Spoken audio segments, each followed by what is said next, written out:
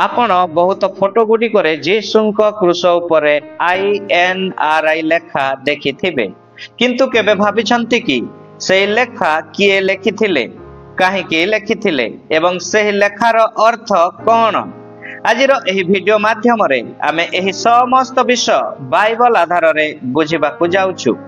प्रिय प्रभुंक लोक समस्ते आपण समस्त को मोर एही यूट्यूब चैनल फेमस सिनर रे शीघ्र आसुथिबा प्रभु यीशु ख्रीष्टंक पवित्र नाम रे स्वागत करूअछि। INRI शब्दटी एक लाटिन शब्दर संक्षिप्त रूप। एहार पूर्ण रूप हेउछि एसुस नाजारेनुस रेक्स यूडेओरम।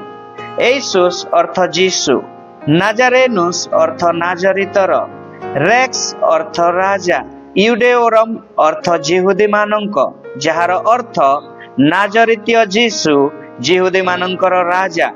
समस्त चारोटी सुसमाचार रे एही लेखा विषय रे उल्लेख अछि।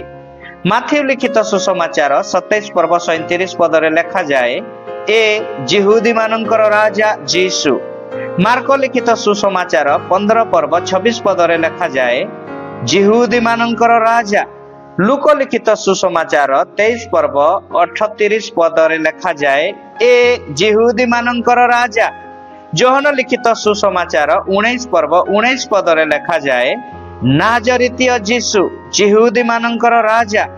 आपण लक्ष्य करंतु चारोटी सुसमाचार रे जीसुंक क्रूस उपरे थिबा लेखा भिन्न भिन्न किंतु लेखार उद्देश्य एवं अर्थ समस्तंकर एक एवं समान।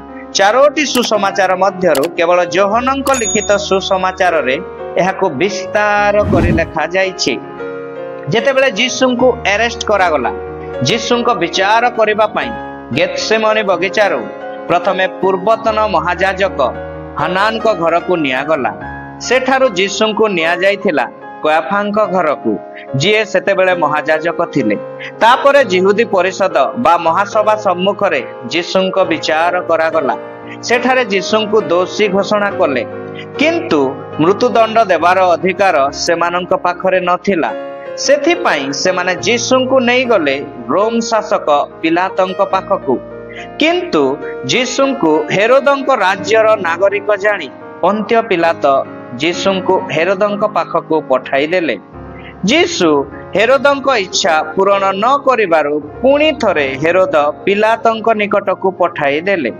पंत्य पिलातंक सम्मुख रे जिहुदी माने जीसुंक विरुद्ध रे एही अभियोग देले। प्रथमे धार्मिक अभियोग, से निजको ईश्वरंक पुत्र बोली कहउचंती, एवं द्वितीयटी हला राजनैतिक अभियोग, से निजको जिहुदी मानंक राजा कहउचंती। एहा रोम साम्राज्य पई एक विद्रोह अभियोग हेउथिला, कारण रोम रे केवल काइसर राजा बोली मान्य हेउथिले। पिलात चेष्टा कले जीसुंकु मुक्त करिबाकू, किंतु जन समुदाय चित्कार कला, क्रूसरे चढ़ाओ, क्रूसरे चढ़ाओ।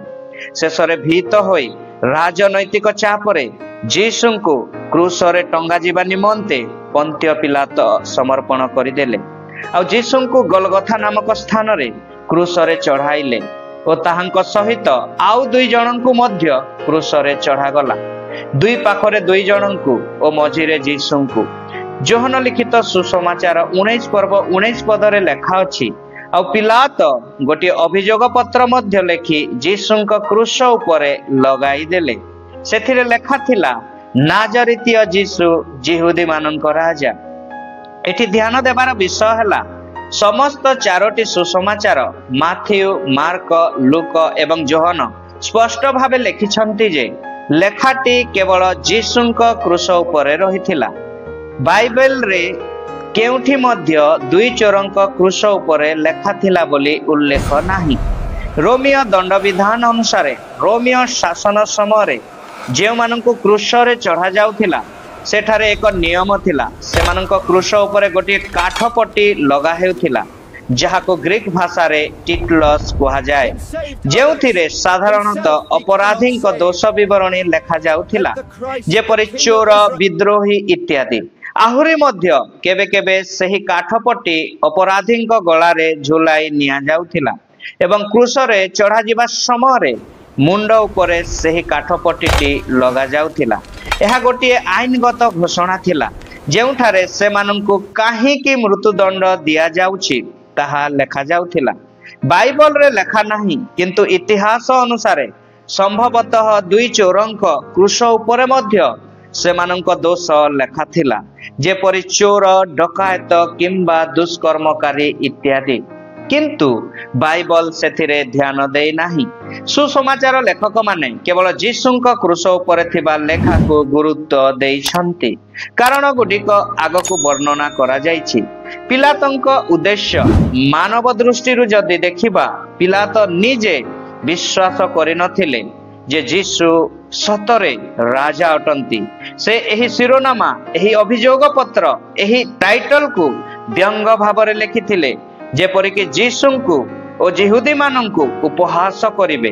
किंतु आत्मिक अर्थरे पिलात जदिओ राजनैतिक उद्देश्य रे लिखिथिले, तथापि परमेश्वर ताहाको सत्य घोषणा भावरे व्यवहार कले।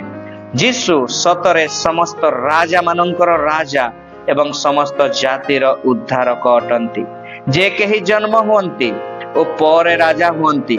किंतु प्रभु जीशु राजा हे जन्म ग्रहण कले। पूर्व देशर केतेक पंडित जेरुसालेम को आसी कहिले, माथि लिखित सुसमाचार 2 पर्व 1 रु 2 पदरे जिहुदी मानंकर जेउ राजा जन्म ग्रहण करि अछंती से केउठारे प्रभु जीशु राजा हे जन्म ग्रहण कले, राजा भावरे मृत्युवरण मध्य कले।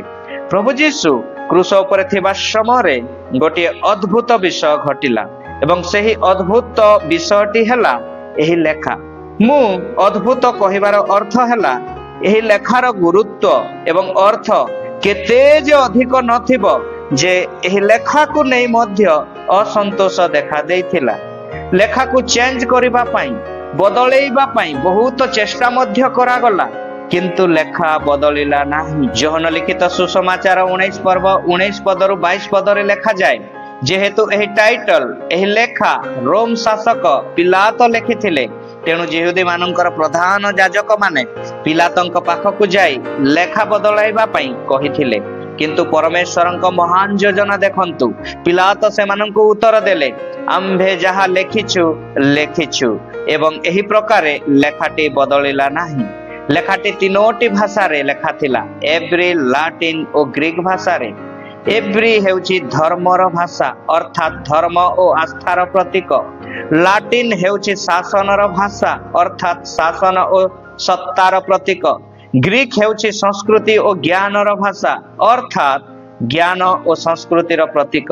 यार अर्थ प्रभु जीशुंक राजत्व समस्त जाति, धर्म, संस्कृति एवं भाषा उपरे मध्य, जहाँ दर्शाए जे प्रभु जीशुंक राज्य समस्त जाति पाई, समस्त धर्म पाई, समस्त संस्कृति पाई, समस्त भाषा पाई। 2 चोरंक लेखा जणाए चोरंक अपराध, किंतु प्रभु जीशुंक लेखा जणाए प्रभु जीशुंक परिचय। प्रभु जीशुंक क्रूस उपरे लेखा थिबा लाटिन भाषार संक्षिप्त रूप INRI आज उद्धारर मुक्तिर घोषणा होइछि। जेउ लेखाटी उपहास स्वरूपे लेखा जाइथिला, सेही लेखा किंतु हेला सत्यर घोषणा जे जीशु राजा अटंती। से अनंत कालीन राजा अटंती एवं सेही राजा शीघ्र आसु अछंती। प्रभु ए वाक्य रे आम समस्तंकु आशीर्वाद करंतु। आमेन।